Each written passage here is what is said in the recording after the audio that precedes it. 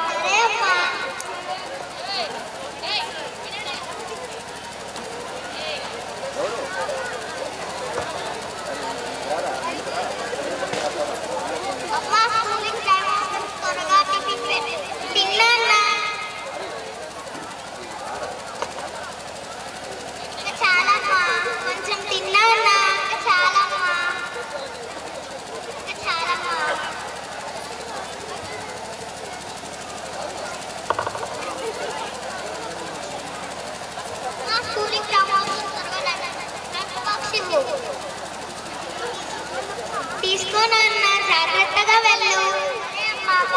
Bye నాన్న.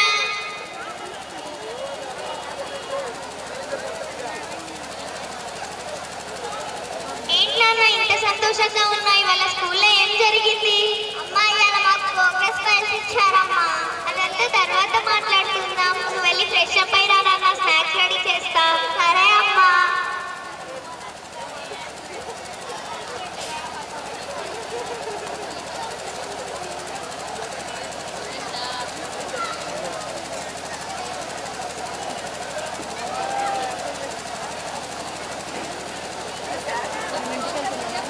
ఇదిగో అమ్మా, నువ్వు తిన్నానా? నేను చూస్తాను. సరే అమ్మా.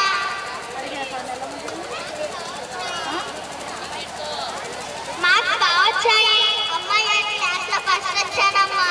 టీచర్స్ వెరీ గుడ్ అన్నారు. గుడ్ నాన్న, నువ్వు ఎప్పుడు ఇలాగే చదువుకోవాలి. సరే అమ్మా.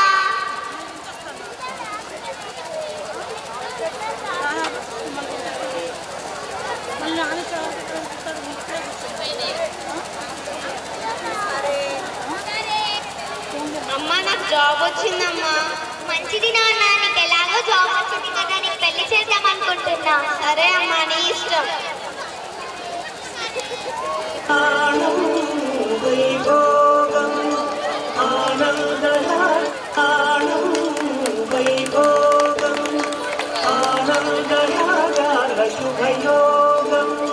రఘువంశరామయ్య సుగుణాల సీతమ్మ వరమాలకై రీచు సమయాన శివధను విరిచాకె వధువు మది గెలిచాకె మోహిని కళ్యాణ శుభమీన కళ్యాణం వైభోగం.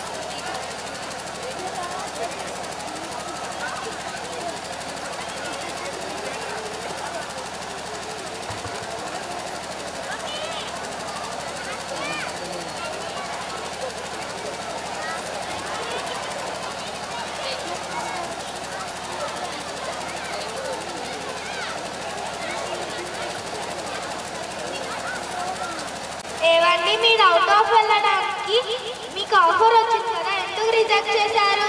ఇన్ని రోజులు మా అమ్మతో కలిసి ఉన్నా. మా అమ్మని విడిచి వెళ్ళలేక, ఇష్టం లేక, అందుకే రిజెక్ట్ చేశారు. అది కూడా నిజమే, కానీ మన ఫ్యూచర్ గురించి కూడా ఆలోచించాలి కదా. సరేలే, చూద్దాం.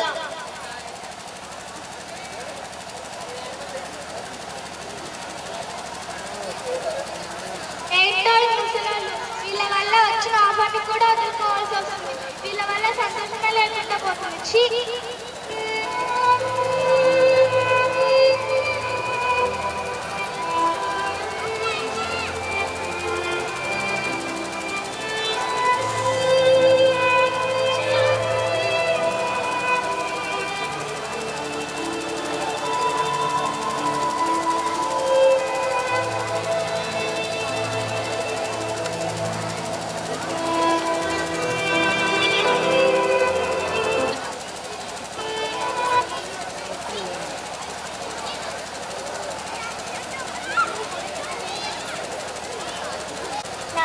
నీకొకటి చెప్పాలనుకుంటున్నా. ఏంటమ్మా ఇప్పుడే కదా ఆఫీస్ నుంచి వచ్చింది. ఆఫీస్లో టెన్షన్స్, ఇంట్లో కూడా టెన్షన్స్. అయినా కాసేపు రిలాక్స్ అవ్వ నీవు.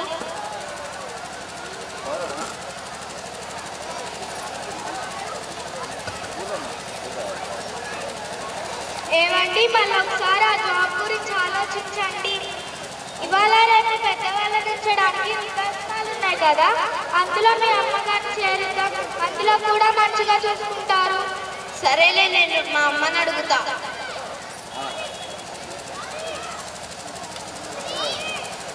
నీతో ఒక విషయం చెప్పాలమ్మా. నాకు అవుట్ ఆఫ్ వెళ్ళడానికి ఆఫర్ వచ్చిందమ్మా, అందుకే నేను వెళ్తున్నా. నువ్వు ఒక్కదాన్ని ఉండలేవని నిన్ను వృద్ధాశ్రమంలో చేర్చి వెళ్దామనుకుంటున్నానమ్మా. నేను కూడా నిన్న నీకు అదే చేద్దామనుకున్నాను నాన్న. నీ ఫ్యూచర్ గురించి ఆలోచించావు కదా. ఏం కాదు.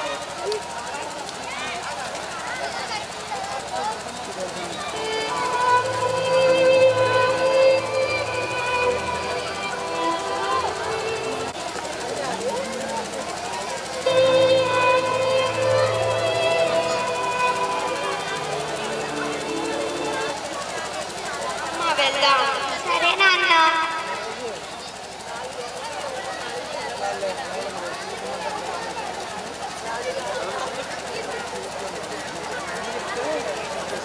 నమస్తే అండి. నమస్తే. నమస్తే. ఉన్నామండి. అట్లా మీరు మా ఆశ్రమంకి వచ్చి ఒక బాబు తీసుకెళ్ళారు కదా. అప్పట్లో మీరు మా ఆశ్రమంకి వచ్చి ఒక బాబు తీసుకెళ్ళారు కదండి. అతనేనా ఈ బాబు? అవునండి. చాలా పెద్దవాడయ్యాడే. ఇప్పుడు ఇంకో బాబు తీసుకెళ్ళడానికి వచ్చారా మేడం? లేదండి.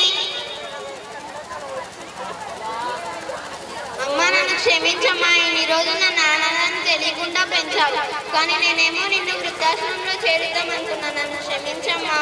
లేదన్న, నువ్వు కూడా నీ కెరియర్ గురించి ఆలోచించావు కదా. నేను ఇక్కడే ఉంటాలే. నాకు జాబ్ వద్ద ఏమొద్దమ్మా, ఇంటికి వెళ్దాం, అందరం కలిసి ఉందాం రా అమ్మా.